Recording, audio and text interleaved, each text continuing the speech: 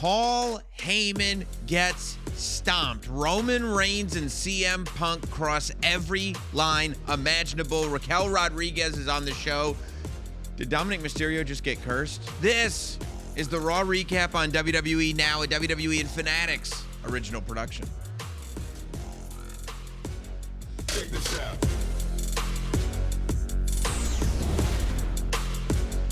So much to talk about, and we will talk about it all.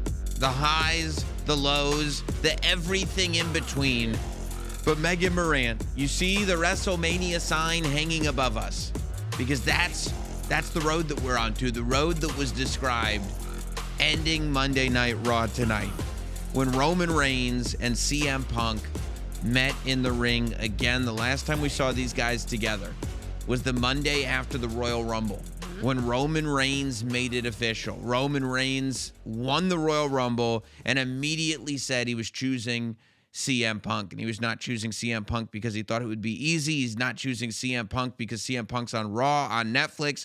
He's choosing CM Punk because he hates him. Because he hates him. He's always hated him.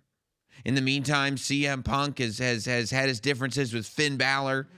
They hashed it out at the Elimination Chamber. CM Punk retains the championship. Finn Balor was talking about it in the Judgment Day Clubhouse, saying that he didn't love the result. However, he was at peace with everything that happened. It ended on a handshake, all well and good. But immediately when that match was over, I mean, before Danhausen had even come out of his crate, there was a tweet up that let everybody know that now the pedal was going to be going to the metal. Because Roman Reigns tweeted out that he didn't know who was more tired, the crowd or the champion.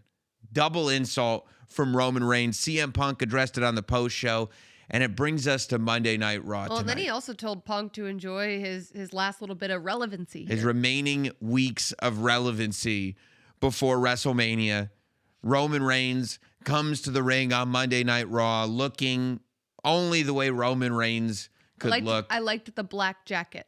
I mean, he's just complete style. He's switching it up. I look like a Daytona on his wrist. I'm not 100% sure because I didn't see the band, but that's what it looked like to me. And all he could do was ask Indiana to acknowledge him, which they did. They were happy to. They were happy to. In Indy, they know who puts food on the table. But then CM Punk came out immediately. Before Roman could get another word out. Wasting no time. CM Punk comes in the ring. Roman Reigns is nothing but rage, anger, hatred as he looks at CM Punk. And CM Punk's having one of the best nights of his life. Well, he's having a good time. At least he was until the end. I mean, he had the shiner under his eye and all. CM Punk gets into that ring with Roman Reigns, his WrestleMania opponent, in a great mood. I mean, he acted as if he was in a great mood. Yeah. CM Punk can act as though Roman Reigns is the only one with feelings in that ring, all that he wants. You don't end a segment the way CM Punk ended it if you don't have just the same amount of hatred, just the same amount of emotion. You can't, if you're going to tell me that CM Punk is in Roman Reigns' head, you can't tell me that Roman Reigns is not in CM Punk's head. Yeah, it's a good point because this is what CM Punk brings up. He said, I have you exactly where I want you. You're talking about how much you hate me. You're being emotional. And then where CM Punk brought it, CM Punk's being emotional too. And that's what you're going to expect. Look, the fact is that Roman Reigns knows all the buttons to push as well for CM Punk. While CM Punk was gone for 10 years, Roman Reigns was seeing everything and everyone that this business has to offer. I can only imagine, every time we've had somebody on this show and they talk about being champion, they talk about what it really is to be champion, what it feels like, not just the matches, not just the media schedule, but the backstage of it all, the people you interact with, the people you can trust and the people that you can't trust. To maintain a championship reign for 3.5 years and be on top of the business with metrics that make it so that it's completely undeniable is not something that can be done by mistake, and it's not a position that you can be put in by a company. It's something that an individual who has mastered their craft, and only that person can pull off. And I think on some level, CM Punk has got to be looking at Roman Reigns as the guy that the company was trying to put into a position. When CM Punk left, Roman Reigns was just starting to be put into that upper echelon position by the company, and the fans were just starting to reject it. Except in that period of time, Roman Reigns learned and he learned and he learned, and he got better and better at not just in ring, but all aspects of the professional wrestling business. And CM Punk now shares the ring with somebody who barely even resembles the person that he left 10 years ago. Roman Reigns is a complete master of this craft in any context that you want to take that in. And I think CM Punk is dealing with that he may have categorized Roman Reigns in a certain way and gone, wow, he didn't come up the way I came up. He didn't have to, fight and scratch. It's a different, Roman Reigns came up in a completely different way. And I think what's going on with CM Punk right now is this idea that, like, maybe this isn't the Roman Reigns that I left behind. This is a Roman Reigns that has mastered this. And when you ask the audience, I mean, even when he said, as much as the audience was on his side and will be on his side, when he said, I think if you ask Indianapolis, they'll tell you I've already beaten you too. Indy was not on CM Punk's side for that moment. Every other moment, they were with him. But when he said, I've already beaten Roman Reigns, Indy, you could hear it. You can go back and listen to it. Not this Roman Reigns. There's a little recoil. They're like, whoa, that's the tribal chief you're talking about. Yeah. That's R1. Like let's relax there. And I think that's what CM Punk's dealing with. I love that you point out how Roman created this spot that nobody could just be put into. That's right. Like what Roman's reign did was an era of WWE. It was historic in every sense. What Roman, the Roman that Punk interacted with was a different person than the 100%. OTC. 100%. Not even close. Right. And that's why,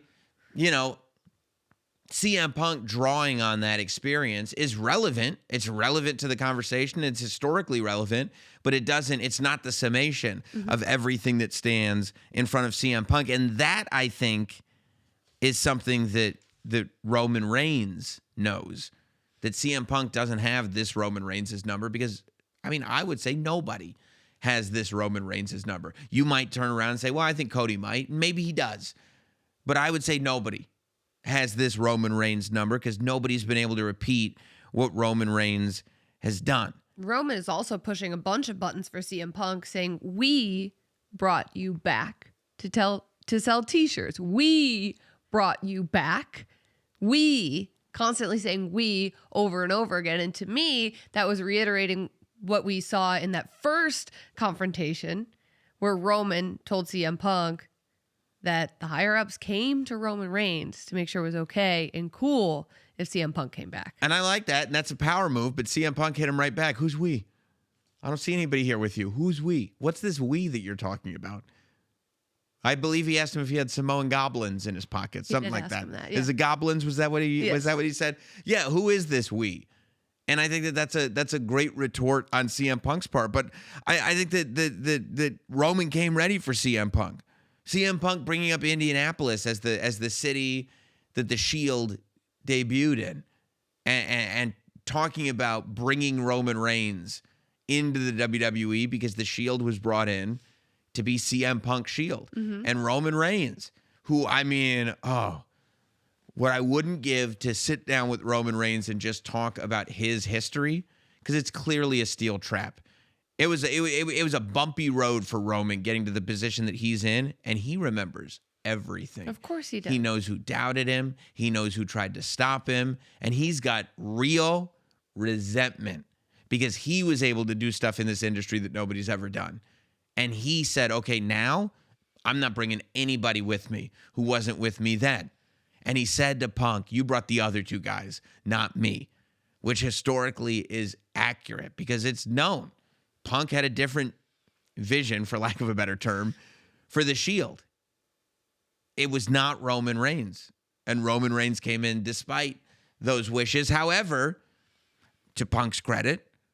The Shield being put in the position that they were put in, and Roman Reigns being put in the position that he was put in, is because of how high up on the card CM Punk was.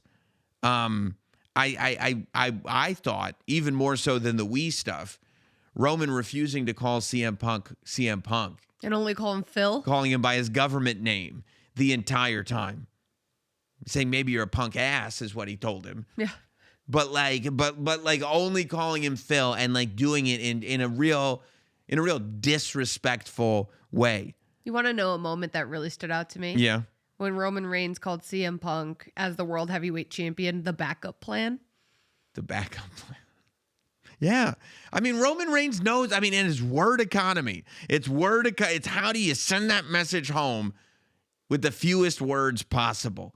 And Roman knows exactly how to do that. Talking about how you were brought back for the 30 to 40-year-old virgins. Talking about how you were brought back, he's basically saying for the older demographic, that you were brought back to sell some T-shirts, that you were brought back to maybe bring some people in to Chicago, sell some tickets in Chicago. But he called the World Heavyweight Championship above CM Punk's pay grade. He said that he would be completely indifferent to CM Punk. But CM Punk doesn't deserve to wear that championship. Do you think that there really are Roman Reigns cousins that are going to Roman and saying that Punk is not as happy as he seems to be, that Punk is complaining every chance that he gets? Well, this is CM Punk we're talking about. And while he's come back a different person on the surface level, what do we know about CM Punk? You tell me. CM Punk has always been somebody who's Voiced his concerns? Correct. Voiced his concerns. Yeah. I don't know. It seems like the CM Punk that we see on television has changed. Has he changed backstage? I don't know. Well, every interaction that I've had with him has been pleasant, and I do wonder, too, are Roman's cousins just going to tell Roman what he wants to hear? Who can you trust in any of these scenarios, and who does Roman really have watching his back in a scenario where he's not in the building every week? He's not on television every week. You have to depend on people to give you word from what's going on. I don't think that that's as reliable as actually being there. And also, his cousins aren't what they once were. I mean, we're talking about Jey Uso, a former world heavyweight champion. When Jey Uso was telling his cousin, the Big Uso, all the information, he wasn't exactly in the world championship picture. Meaning what?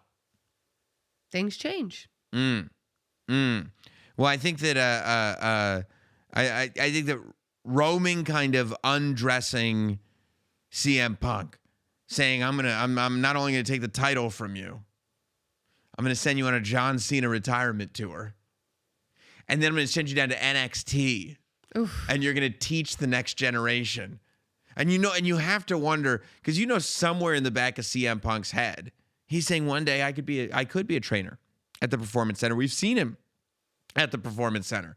But when that gets brought up to you as like, hey, don't worry, I'm going to end you. And then you'll be a teacher. It'll be great to have you around here. And then Roman, and this to me was very telling. A lot of people have wondered what Roman's future is going to be with the WWE long term.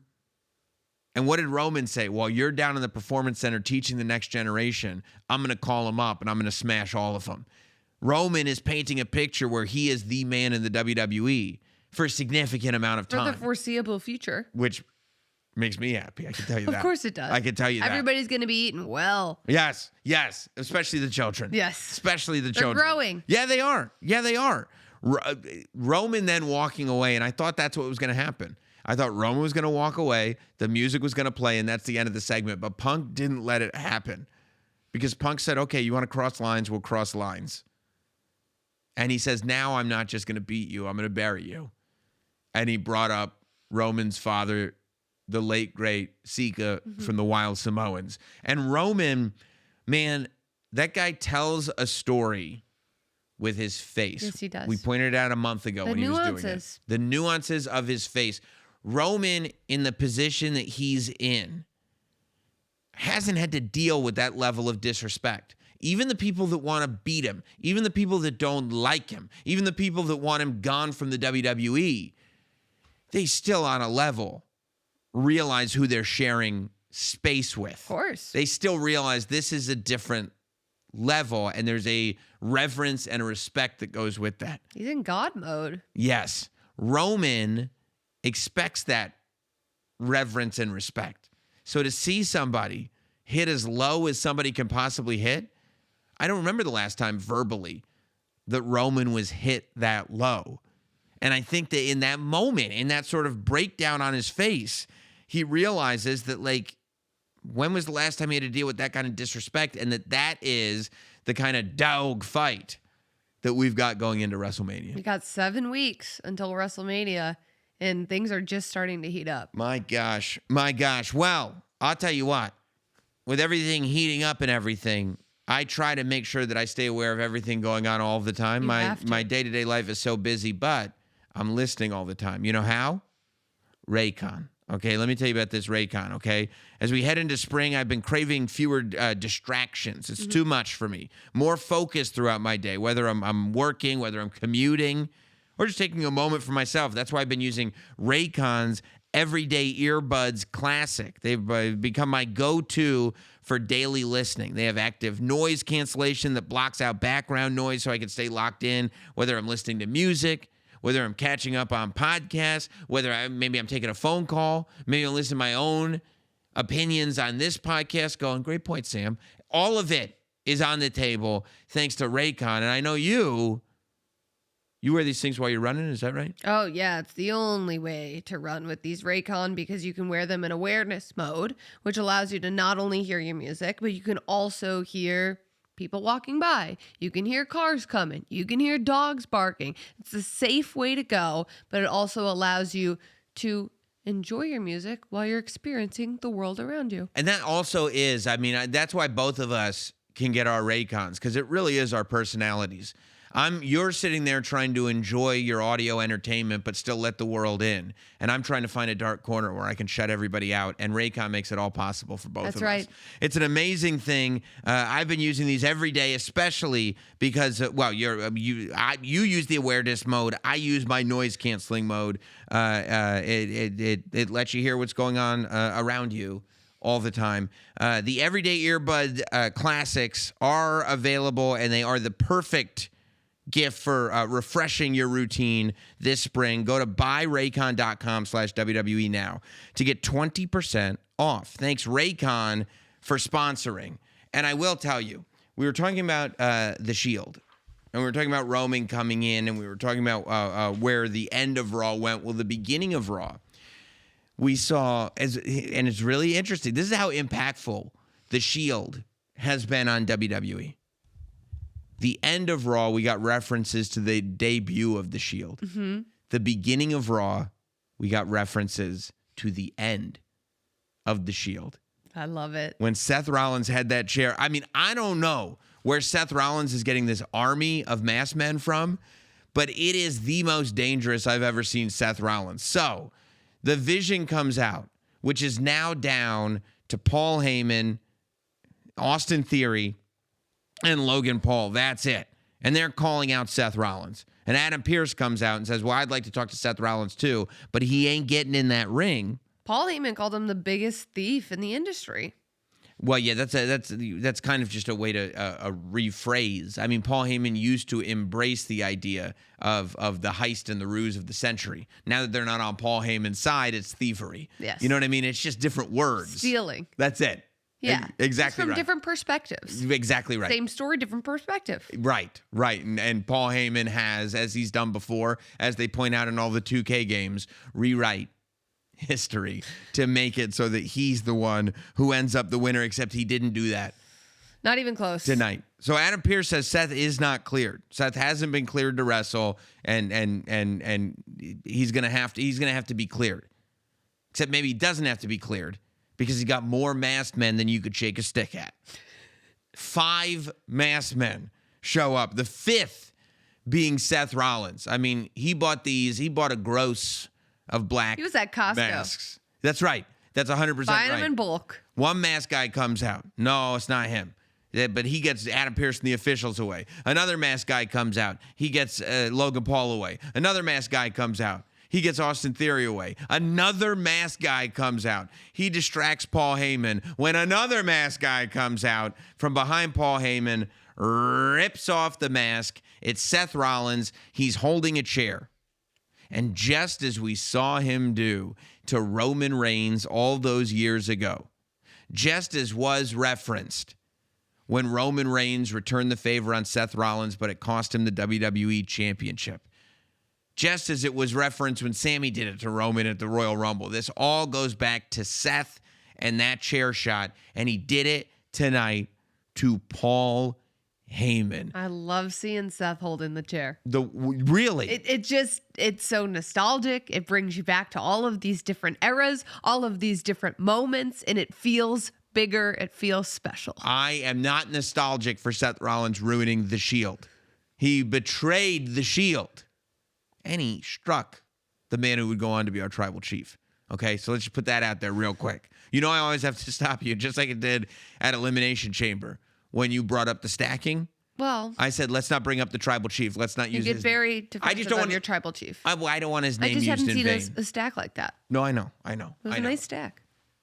But in this context, it was also nice to see Seth Rollins with that chair, knowing where he came from, knowing what this means, what this does, especially to a guy like Paul Heyman. He knocks Paul Heyman down. The adorable Oracle is now on all fours. And I think if you look at Paul Heyman's face, he knows what's coming. He can't get up. He knows there's nothing he can do here. He's stuck. And Seth Rollins, I think he put a little extra stank on that. He had to. I think he got about 12 feet up in the air. I mean, listen, it's been his shoulder that's injured, not the leg. He's been working on those stomps. You better believe it. Oh, yeah. He was You can work on your stomps while you're rehabbing a shoulder. He's box jumping left and right.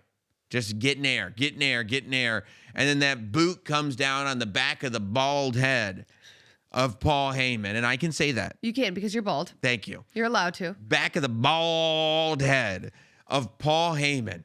Paul Heyman's face. And Paul Heyman is not a wrestler. Paul Heyman has been in the business forever. He started with Lance Russell, for God's sake. Dusty Rhodes shared a locker room with Paul. I mean, this Paul Heyman's been around. Yeah, he has. And Paul Heyman gets stomped, face making contact with that mat, and a bloody Paul Heyman looks up and has to get helped out of the arena.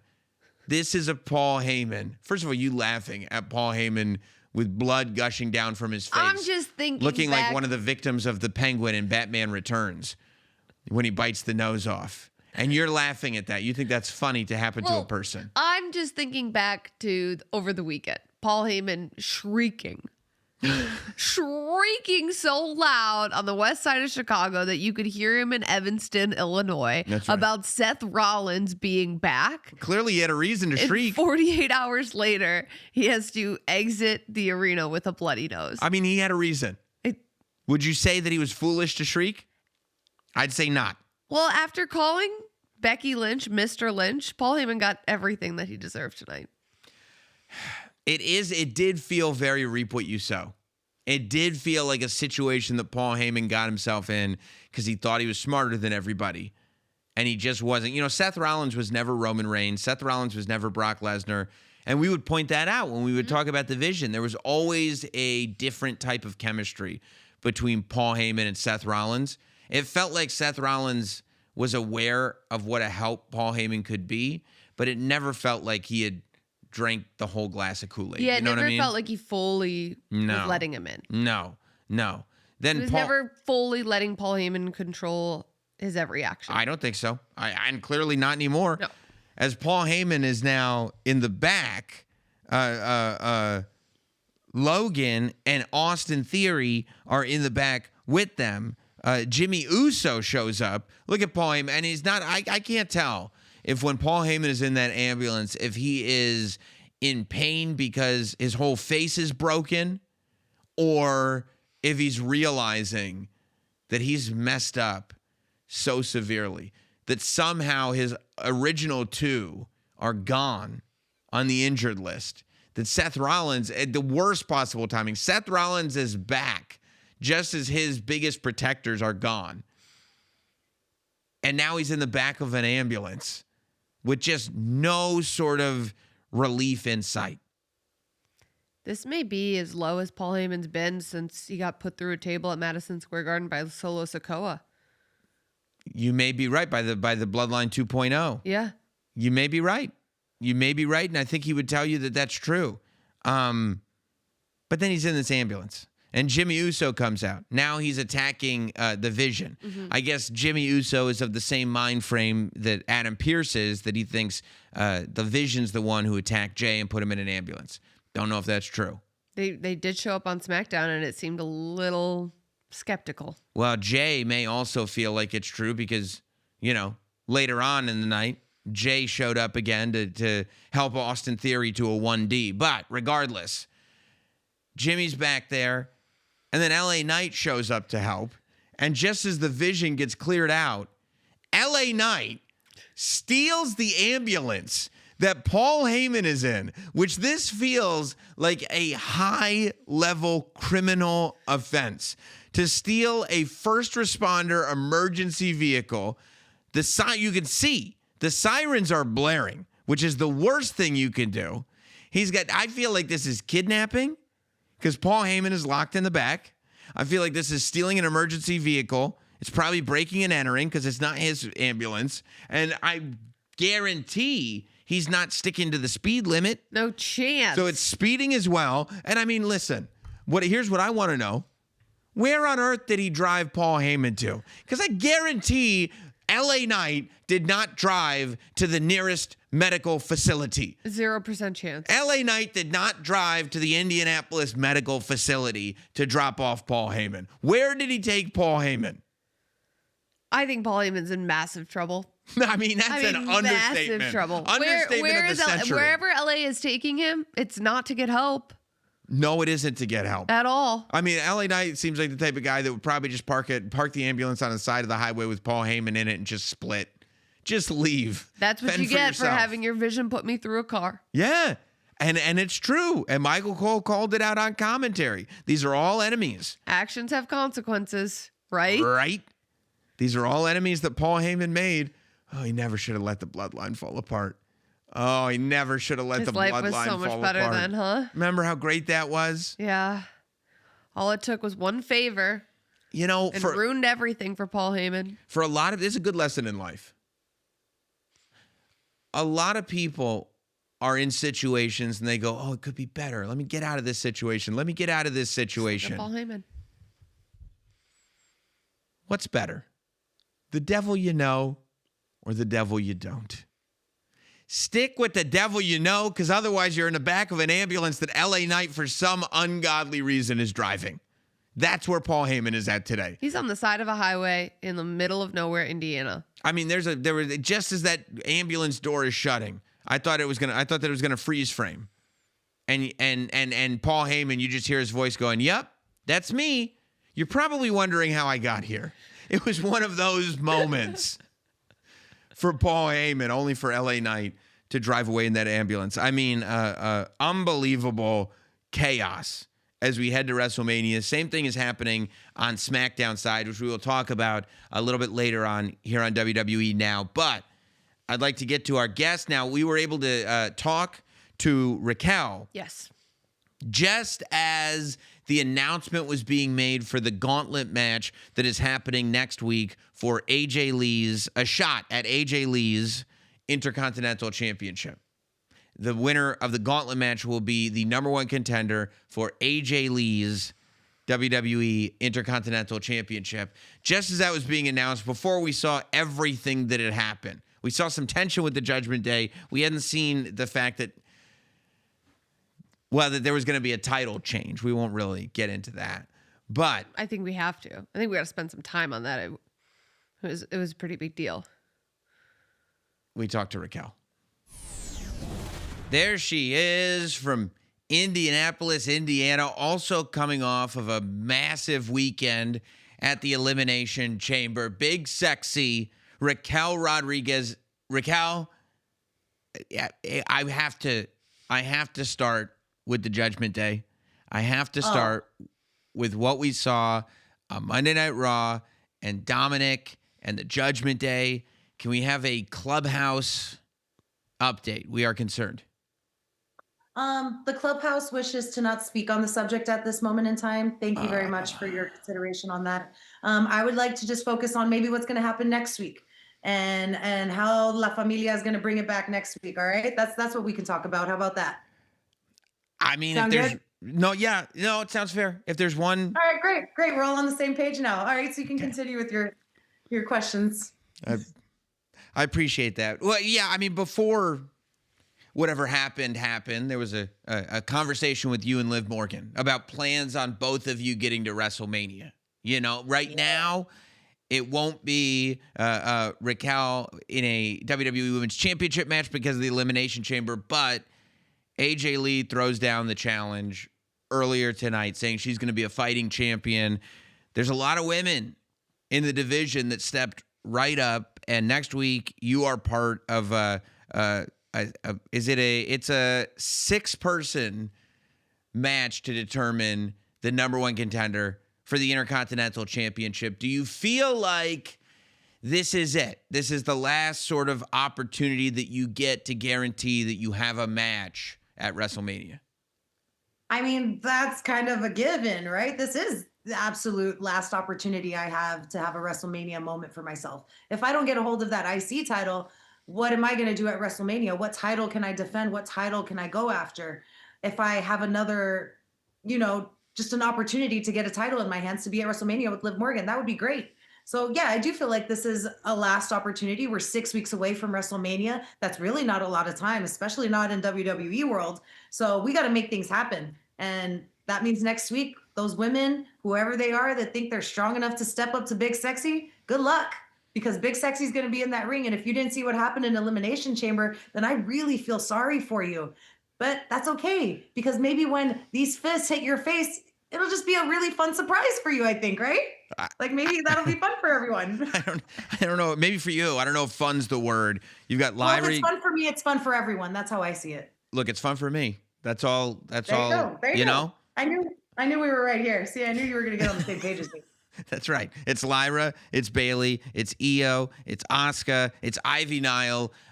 It's going to be swarmed with competition. But, I have to tell you something. On Saturday night, we were watching Elimination Chamber, and we came on here to do our podcast and talk about what had happened. And Megan Moran said something. She said inside the Elimination Chamber, when Big Sexy stacked 2 women on top of each other. Do you know the comparison that Megan made? She compared it to the Tribal Chief, to WrestleMania 37. That's the last time I saw a stack like that, Raquel. To Roman Reigns, Right. Raquel. That's true. And look at the power the man has. Look at the position that man is in. You see what a double pin can do for someone? I am on my rise right now. No one is getting in front of the Big Sexy train, that's for sure. Because if you do, you're going to get run over. Okay? That's right. That Big I'm Sexy glad you train recognize, Megan. Greatness smashes them and recognizes stacks them. greatness. Well, Raquel, it really it speaks to the momentum that you've been riding. Something seems to me like it's changed within you. Maybe I'm wrong, but there's just this sort of confidence. The fact that you're stacking women in the Elimination Chamber, the fact that you approach with a higher level of aggression, the fact that you're willing to enter this gauntlet match to punch your ticket to WrestleMania. Can you pinpoint a moment that a fire was lit within you? I can't pinpoint a significant moment, Megan, to be honest with you. There's not one moment that springs to my memory that's like, oh, that was the time I knew I had to change. It's really been a progression over the past year, coming back from my illness, not feeling very confident, but every week I get an opportunity to show everyone why I belong on this roster, why I belong on Monday Night Raw, why I am Big Sexy Raquel Rodriguez. And every week, someone else has something great to say about me. And I'm just like, well, I mean, it's about time everybody just realizes that this is what I've been showing and proving to you guys the entire time. I just needed my moment and my opportunity. And now I'm just taking my moments and my opportunity. Elimination Chamber, I was in my element. There's nothing more I love than being inside of a cage and throwing women against it. for this 6-woman member match. I don't know if it's a gauntlet match. I don't know if it's, all 6 of us at one time, but either way, I thrive in chaos. I thrive when it comes to having multiple women at my fingertips for me to just think of insane things to do to them. And for some reason, I've just been fed these perfect moments and these perfect opportunities for me to just eat everyone alive. And yeah, sure, maybe I lost at Elimination Chamber, but at the end of the day, I'm standing here ready to go again. Can I say the same for Rhea Ripley, who might be hurting a little bit more than usual? Can I say the same for Asuka, who's also in this multiple women's match, but that I Tejana bombed and was part of the double stack of women, which, by the way, I believe that's a first time ever for Elimination Chamber to have a double elimination. So let's make sure we get someone to write that in the history books, all right? Raquel Rodriguez, and make sure they spell it with multiple R's at the beginning and for the last name as well. It's very, very important. And I mean, I've got to say that, like, I don't recall another person that can come across with more glee and honestly more charm when discussing punching people in the face. And just you just said with a smile and just a charm, like, oh, that's my best friend Raquel, talking about eating women alive. I mean, that I think is the scariness of Big Sexy. I'll tell you as a fan, what I think was a moment that at some point when it's time to kind of reflect and talk about this era that you're in right now.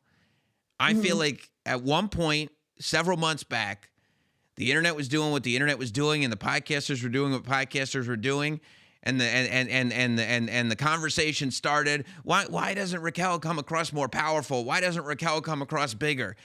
And instead of fighting that wave, or instead of getting insulted, or instead of anything, you said, okay, if that's what you want to see. And all of a sudden, I personally, and maybe I'm wrong, but from my observation, it felt like when that conversation even started to dust up to the surface, you said, okay, I'm going to take it upon myself to silence that conversation and just smash everybody. Well, see, thank you for that. Thank you for noticing that. I've always considered myself a woman of action.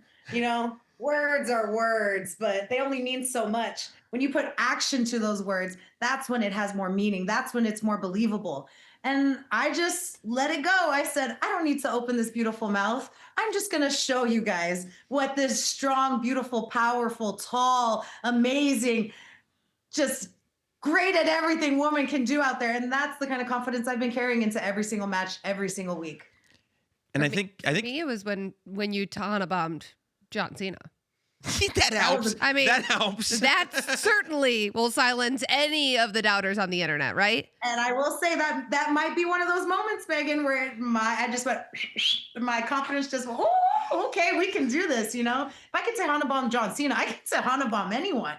It really is. It's one thing to say that's a plan. It's one thing to write it down on a vision board. But the moment after, on his retirement tour, you Tejana bomb John Cena. How long does it take before you allow yourself to go, I just did that? Oh, it didn't take me long at all. Yeah. I make sure I was reminding every single person. Even now when I do meet and greets or I see people out in the streets and they got, I ask them who's their favorite wrestler. They got John Cena gear on. I go ahead and say, hey, I picked him up and I threw him right down. I Tejana bombed him. Don't forget about that. And if they're like, oh yeah, I'm like, here, I have the footage. I can pull it up for you on my phone right now. You want to see a picture? You want to see a video? I got it all. And it's not AI. I can promise you that. Yeah. I mean, making impact throughout John Cena's retirement run, and you took your spot. I will say too, and I think this is something I really noticed in the Royal Rumble, and this is something I noticed again in Elimination Chamber, and this is something that I noticed pretty regularly on television these days. It's that there's a sound and a feeling that the audience has when you come out and when you are in big moments. And it's a feeling that I think is stronger than it has ever been before throughout your career. And it's this feeling that the audience is ready for it. The audience wants you to win. There's a huge portion of the audience that clearly wanted you to win the Royal Rumble, that clearly wanted you to win the Elimination Chamber. Do you feel that difference now that people are buying tickets with the purpose of not only rooting for you, but hoping to see you succeed in those moments? Absolutely. I mean, when I was eliminated and I heard the audience boo, they booed my elimination. I said, are we all trying to ride the big sexy train now? Is that what's happening? I see how it is, but I don't let that get to me because I know they're all hypocrites. They cheer for me 1 second and then they cheer for Rhea Ripley the next. You know what I mean? But that's all right. I get it. I see the comparison. I know that, the people really see something cool when someone does something big and powerful, but it's because they can't do it. They are incapable of those things. They can only relate to the smaller, more insignificant women on the roster, like Io Sky Oh, and wow. Kairi Sane and Asuka. Who Wow. can relate to me? Tell me how many of those fans are 6 foot, Mexican, powerful, bilingual, a part of the Judgment Day, best friends with La Güerita and El Sucio Dominic Mysterio? That's None. sick. None. That's I so am one sick. of one. Okay. I am the most unique woman on this roster. You will never find another Raquel Rodriguez. And the fans are starting to notice that. And that's why they want to see me more because I am a spectacle. I am a superstar. But when it comes to the Intercontinental Championship and somebody like AJ Lee, who has made so much history in WWE, no one expects AJ to come back. Well, she's back, and she's back now as a champion for this version of Raquel, this powerful version. And you just described yourself as one of the most dangerous people on the roster. For you to look face to face, go toe to toe with a legend in this industry like AJ Lee, what would that mean? Oh, it would just put a stamp on the fact that Big Sexy is taking over. A legend like AJ Lee, someone who has worked with many big women in her history as well. I mean, let's be honest. I've been compared to Tamina, who was her old tag team partner. Me and Liv get compared to the same comparison of AJ Lee and Tamina all the time. But I think Liv and I are better, to say the least. It would mean the world to get to face AJ Lee. She is obviously amazing in her own right. We've all looked up to her. We're all so excited to have her back in this locker room. She showed us that she has not lost a step at all at Elimination Chamber. The battle that she put on with Becky Lynch was phenomenal. But it does make me hungrier. And it does make me excited because she won't be the first legend I step into the ring with. Remember when I had Trish Stratus in my arms and I ragdolled her until she couldn't even really move anymore and then just threw her right on the mat? Yeah. And no offense to AJ Lee, but what is she, about the same size as Trish Stratus? I'd be happy to ragdoll her and send her home with CM Punk as soon as Dominic Mysterio's done with him again too. Or maybe even JD, if JD wants to take a whack at it. Yeah, and and also, I don't know if we've mentioned on this interview, but when you talk about legends, you also did Tahana Bomb John Cena. Yes, that's true. That's right. That's right. And I don't think John Cena's ever going to forget that. And if AJ Lee is smart, she'll call John Cena and ask him for tips, but he won't give her any because he got Tom Tahana bombed. That's true. So he's got no tips for her. How do you avoid that? I don't know. If I knew, I would have tried to avoid if he it. knew, he would have avoided it, but he didn't. I mean, maybe he could tell her how bad it hurts. Maybe she can prep for that. Okay, let's get the crystal ball out. Let's say you are able to win this match on Monday Night Raw. You become the #1 contender. Let's say you go on before WrestleMania and you're able to beat AJ Lee. You are walking into WrestleMania as Intercontinental Champion. Who is the woman that you would like to defend that title against at WrestleMania? Who do you have your moment with? I get a little bit of a choice here, huh? Let's say. Ooh. Oh, that's a tough one, because there are some women that I still would love to face. And I don't think she'll be back in time for WrestleMania, but Bianca Belair, if she can get that finger back to working great, I would love to step into the ring with Bianca Belair. She's the only woman at the moment that I can think of who can give me some decent competition in the ring. Wow. So when the EST is ready and when Big Sexy is IC champion, then we'll talk. Unbelievable. Well, Raquel, I very much appreciate you being so generous with your time, especially, when there are other things to figure out with the Judgment Day and where all that's going. Don't you worry about that, because next week when I win this multi-women match gimmick that's happening or whatever, and I get my chance to have that IC title, that is going to bring the family back together. That is what is going to put us back on the map, and Judgment Day is going to continue to run all of WWE like we have been doing this entire time. La Güerita is going to be champion. Big Sexy is going to be champion. El Sucio is going to be champion. We're all going to be champions, and then we're all going to laugh because it's going to going to be amazing. We're going to have a big party, and no one will be invited but the Judgment Day. You're not gonna invite Danhausen into the clubhouse? Oh. I mean, maybe if we want like some entertainment or something, you know, I want to see the guy do a little dance, or maybe if he can make us laugh for some reason. But if he isn't going to bring anything to the table other than his weird makeup and that awkward feeling, nah, he's not allowed in the clubhouse. Sorry. In the jar of teeth. The teeth too. He's got the teeth. Nobody wants that, Megan. You want a jar of teeth? What are you going to do with a jar of teeth? No, I keep that far away from me. Yeah. I don't want to get cursed. So keep. Nobody wants no jar. And whose teeth are they? You know, that's kind of gross and unsanitary. Can we talk about that? No, that's How right. is he taking that through TSA? Does he travel through TSA?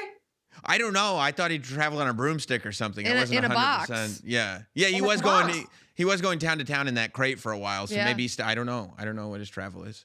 That's interesting. I don't know where he keeps the jar of teeth in there. It doesn't say fragile anywhere on the box. So No, it that thing's doesn't. going to break easily. No, He's it- going to lose all those teeth. That's I feel right. bad if that's his hobby on the side, you know? Yeah. Well, listen, I hope we're a week away. I hope we're a week away from you as number one contender. I hope we're a week away from the Judgment Day altogether and enjoying everybody's glory. And Raquel, We're going to take hope out and we're going to say, we are a week away. All right? We are a week away from Raquel winning an opportunity at the IC title. that's what it That is. sounds better, doesn't it? That It does. sounds better. It does. Thank you, Raquel. Thanks, guys. Thank you so much to Raquel Rodriguez. We are all looking forward to that gauntlet match next week, but I want to talk to you guys about some new t-shirts that are available. As we all know, Seth Rollins made his return over the weekend at Elimination Chamber, and he returned with a brand new authentic tee. Danhausen officially arrived in WWE, and Very his nice. new shirt is available right now. AJ Lee celebrates her Intercontinental Championship win with a new winner tee. You don't want to miss out. Shop all the new arrivals now at WWE Shop and Fanatics. And by the way, Yeah, it's March. I know. It's a great month. I know. Lots to celebrate, Okay. especially 316 Day. It's almost here. What? The official Austin 316 What? Day t-shirts are available for pre-order right now. What? Don't miss your chance to own the latest 316 release. Pre-order yours today at WWE Shop and Fanatics. I Are feel we- like you set me up there. What? You s- I think. and now I walked into that one. Yeah, that one I got you. But you set me up there because this is all talking What? about AJ Lee winning the Intercontinental Championship. And I would just like to point out that Becky Lynch filed an appeal with the Illinois State Athletic Commission. So this one's it's far from over. She should have just gone to Raw. She's got a lot to deal with. Right. Right. Yeah, she could have just gone to Raw and maybe gotten involved in the number one contenders match. But why would she have to do that if she never really lost the title? I was watching her vlog today, She really lost and the title. it pointed out how crooked Jessica Carr is because Oh, the that's count was weird. way off. How do you know it's not a rerun? Wasn't a rerun. Do you ever do that? You ever go like, oh, this is so crazy that Becky Lynch is just doing the exact same vlog every single week? It's very different this week. Oh, what was different about it? Your boy Peter Rosenberg was in it. Shout out. Shout out. Also, jealous Joe Tess was in there. Who's he he? was very upset that he did not win a Bexy Award. Who's he jealous of? Me. He brought it Oh, up. come on. He brought it up. He said, "Why did Megan win the Bexy Award?" Maybe he really is. He brought that up? Jealous Joe Tess. Because what'd you win? Like broadcaster Media personality of the year. best? The best media personality in the world. He's- Jealous Joe Tess. That's what I'm calling him. Everybody's calling him that. He brought that up. He did. Like, so he didn't say, like, Becky didn't go, oh, are you jealous? He, like, just brought it up out of the blue. Brought it up. Dog, Joe Tess is jealous. I know. Jealous Joe Tess. He is. And you got to start watching these vlogs. I didn't know jealous Joe Tess was on it. He was. Yeah. Does he know I won a Bexy? I think I won He didn't too. bring you up. Oh. He's not jealous of you. Well, mine were insulting Bexy's. It's like a Razzie. Still a Bexy. You won an Oscar. You know? I think. Corrupt KC will be up for one. Oh, that's true. That's true. After Casey was working against the Megan agenda. It was. Yeah, well, we have a gauntlet match next week to find out who the number one contender, AJ Lee, regardless of Becky Lynch doing God knows what.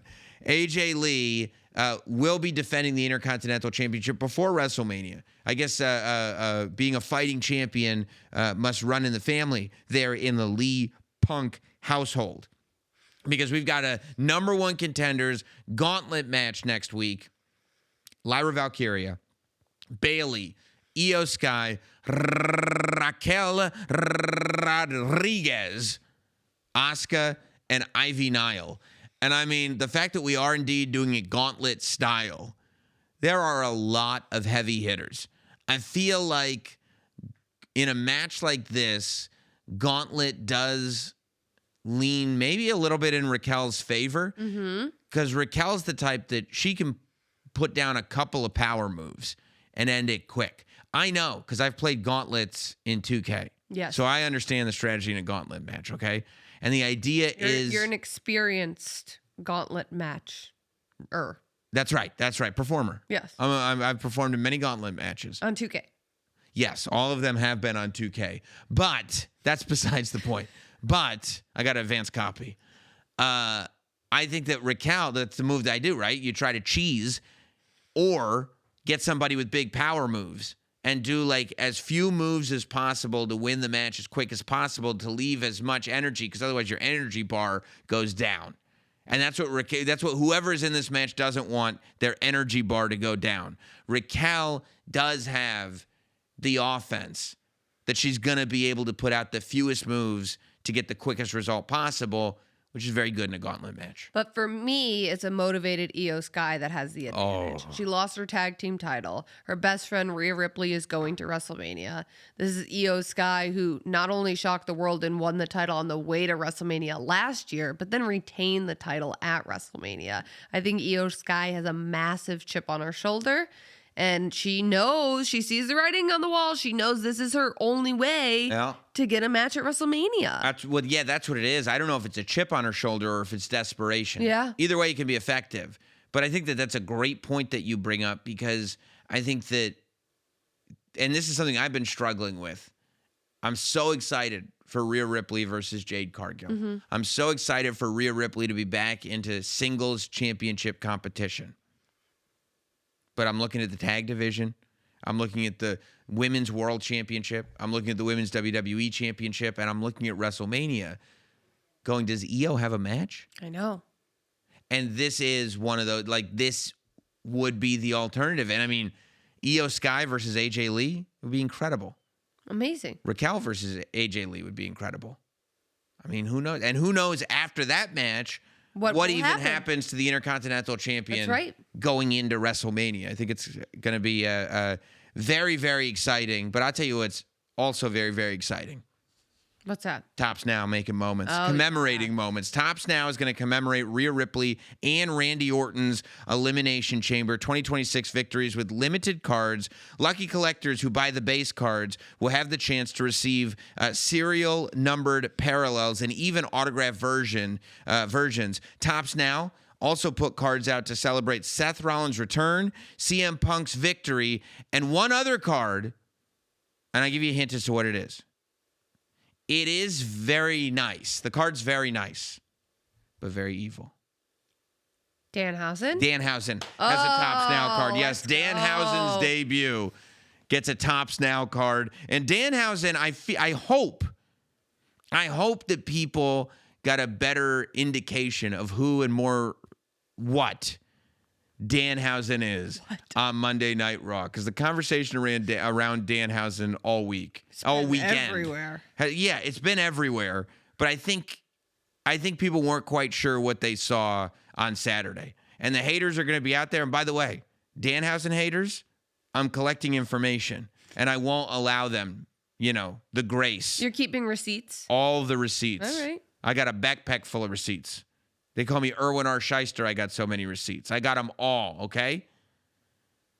But I think people are coming around on Danhausen, who showed up, and he talked to Adam Pearce, who I think he thought was not Adam Pearce. I think he called him Cold Steve Austin.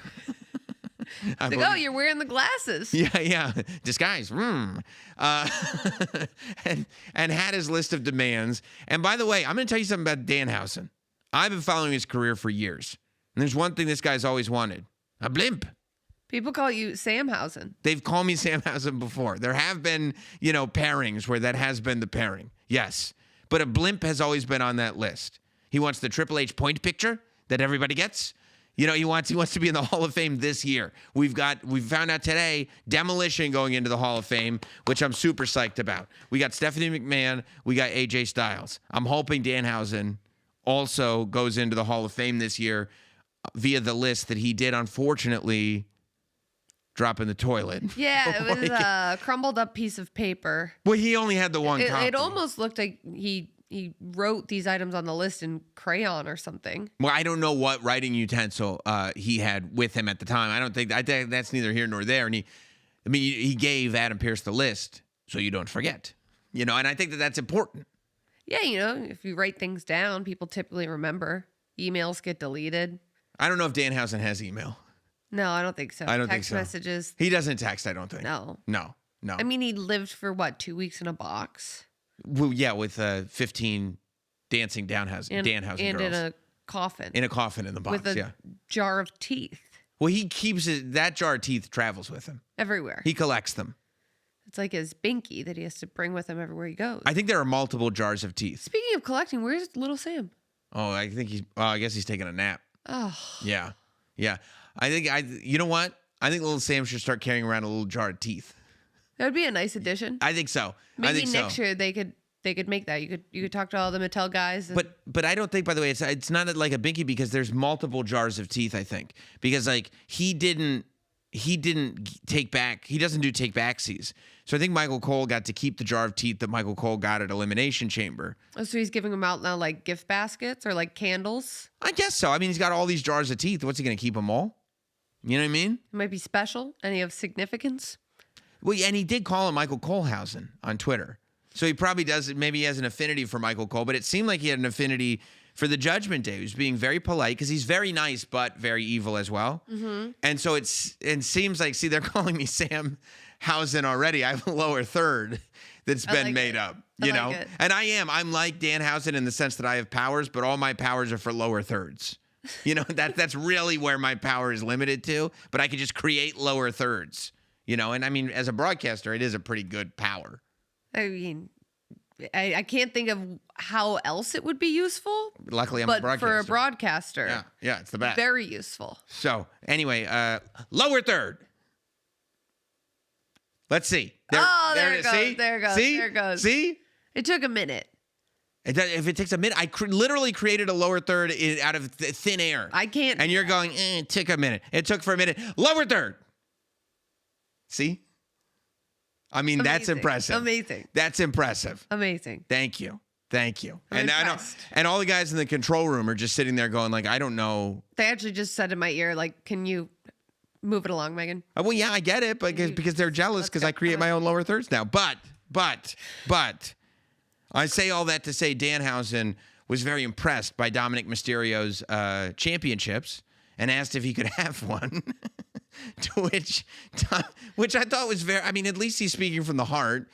Dominic said that no, he can't. He said this is as close as you'll ever get to one of these. I'm surprised. I was kind of surprised that Dominic didn't hit him with that's enough. But he didn't. This is an interesting spot for you because you love Danhausen so much, but you also love Dominic Mysterio. Dominic Hausen would be awesome. But yeah, no, I do. When Danhausen cursed Dominic Mysterio, I was torn. It was really, really difficult for me. Dominic going out there with the Judgment Day for his match with Penta. Penta has not taken kindly in the past to me being a Dominic Mysterio fan. Every time he sees you, calls you out for it. He does every time. And it is what it is. But Dominic Mysterio, at the end of that match, asking for the hammer. Finn Balor and JD McDonough are out there just to give him support because he said he wanted to do it on his own. But also he changed his mind. And people are allowed to change their minds. JD's a real bro. He didn't question for a second, got up, went and got the hammer, about to give it to him. But Finn wanted to hold Dominic accountable. And it's like, bro, that's not what I'm looking for, bro. Like, hold me accountable some other time. And by the way, because Finn was trying to, be the teacher or something for whatever reason, they both end up getting taken out by Penta. They could have been celebrating with gold. And instead, this happens.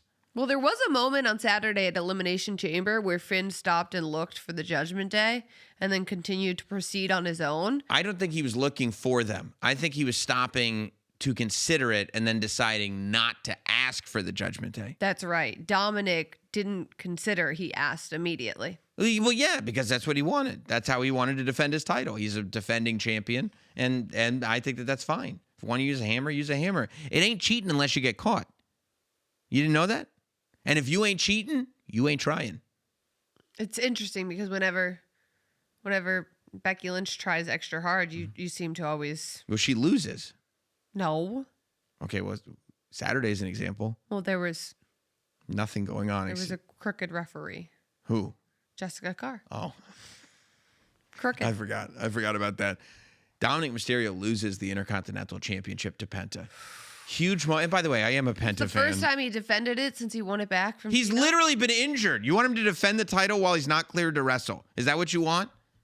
I would like the Intercontinental title to be defended, and now it will because Penta is a fighting It was champion. defended a lot, and then he was injured, and now it's being defended again.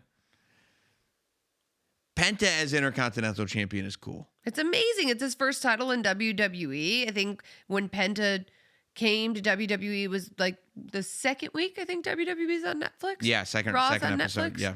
And immediately from the entrance, we were all just, wow, Penta grabbed. I mean, I didn't follow Penta. You've been following Penta's career for a long time. Oh, yeah. But I was introduced to Penta and immediately just had this connection with him. And now to see him in WWE as a champion and as an Intercontinental champion, the things he can do in the ring, I'm so excited to see what's next for Penta and what this reign looks like. I think the reign's going to be short. I think Dominic's going to win it back real Of course quick. you do. Of course Real you do. quick. Let's pour one out one time for the greatest Intercontinental Championship title reign of all time.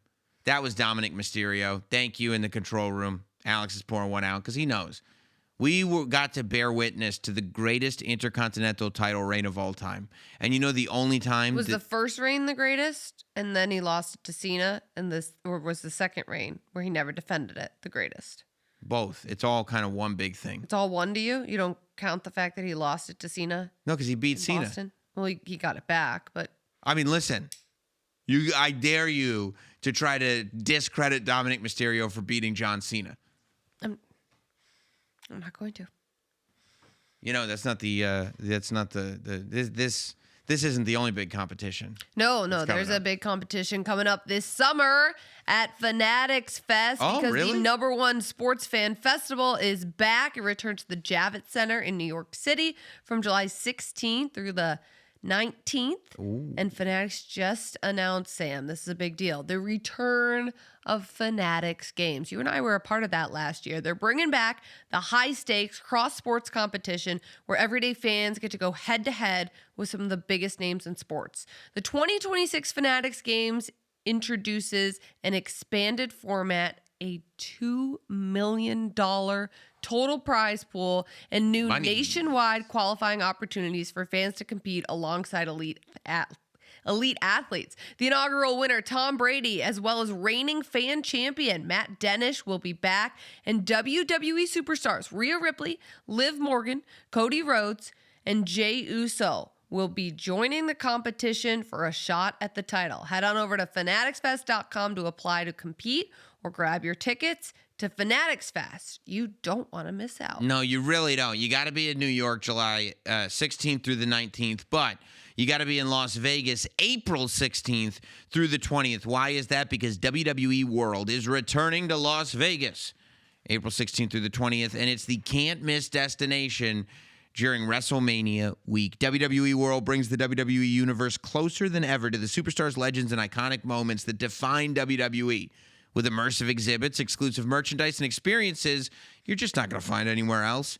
You can see superstars like Drew McIntyre, Liv Morgan, Jey Uso, Dominic Mysterio, Tiffany Stratton, and many more. With even more appearances still to come. Who knows? Maybe that Danhausen will be there. Love that Danhausen. Tickets are now on sale at WWEworld.com. Save 10% with promo code WWENOW10. Get to WWE World. I hope to have the opportunity to be there myself alongside you, Megan Moran. But before we get there, that's, of course, a big part of WrestleMania weekend. And we are still trying to see what WrestleMania is going to look like. I think, hopefully, SmackDown paints a much clearer picture. Yeah, because the WWE Championship is on the line. This is crazy. On Friday night, the match was made official on the post show in a fit of rage by Nick Aldis, sick of Drew McIntyre interfering in the Rumble and interfering in the Chamber and interfering in the qualifying matches, and Drew McIntyre trying to take his reign in his own hands and not open it up to the field. Nick Aldis showed up on the post show and made it official. This Friday night, Cody Rhodes versus Drew McIntyre, the match that Drew McIntyre did not want to happen, is happening. Undisputed WWE Championship is on the line. Randy Orton won the Elimination Chamber. Michael Cole said it on Raw tonight. He said after the Elimination Chamber, he said, Drew McIntyre versus Randy Orton is your WWE Championship match at WrestleMania, but it may not be. Megan, after all this time, after 2 months with Drew as champion, Cody Rhodes still may walk into WrestleMania as WWE champ. I mean, it's insane to think about.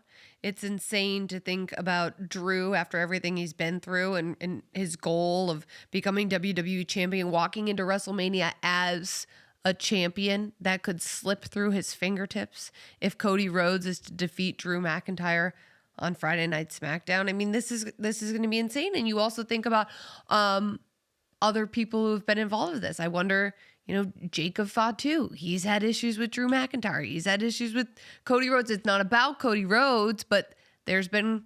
Well, I think he's going to have something to say about the fact that he has been specifically saying he wants to get his hands on Drew McIntyre, and Nick Aldis has made this match with Cody Rhodes. And I think that there's logic to that, I mean, Jacob Fatu was screwed out of a couple qualifiers, but, I think between Cody... Here's the thing. Cody got screwed out of the Royal Rumble. Yes. By Drew McIntyre, who was not in the match. Then he got screwed out of the Elimination Chamber. Drew McIntyre provided the distraction that allowed Randy Orton, that viper that he is, to strike. I think that some will tell you, well, what do you mean? Cody doesn't have a rematch. Cody doesn't have a rematch. This isn't a rematch. No.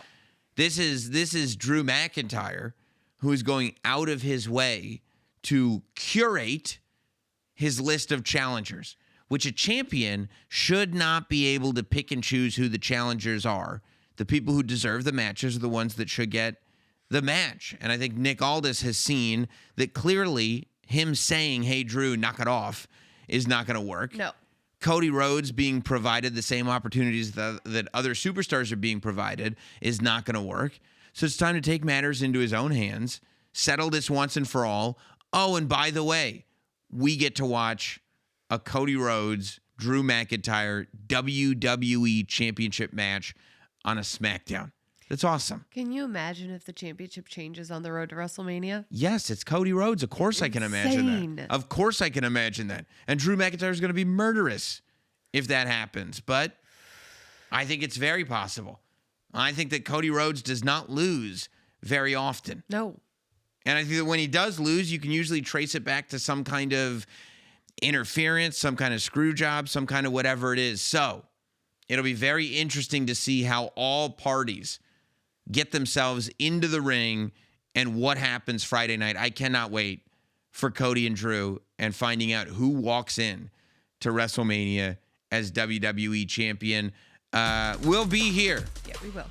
To talk about it all next Monday, if not before.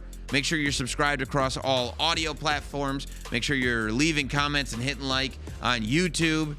And we will see you next week after Raw right here on WWE Now.